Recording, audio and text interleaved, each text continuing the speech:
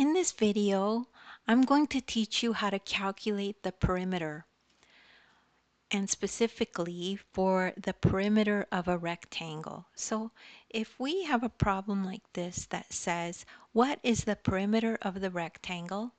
And you could see this rectangle, and these are the side lengths, 3 centimeters, 3 centimeters, 2 centimeters, and 2 centimeters.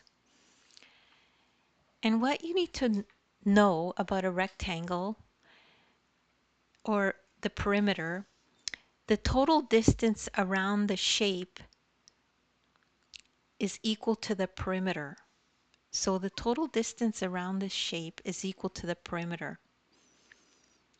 And the total length of the shape sides is going to give you the perimeter. Or basically, you could just picture yourself standing here, and if you were to walk all the way around, how far did you walk? And that's always an easy way to remember it, just walking around the whole object.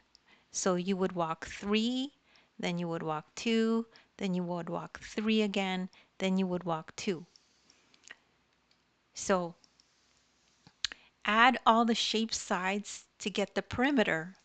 So it's 3 plus 2 plus 3 plus 2. So 3 plus 2 plus 3 plus 2. And the total's 10 for this one. So the perimeter of the rectangle is 10 centimeters. Centimeters is cm is the short form of writing centimeters, and that's the unit of measure. And that's how you calculate perimeter. And don't worry if you don't get it right away, just rewind the video and watch it again.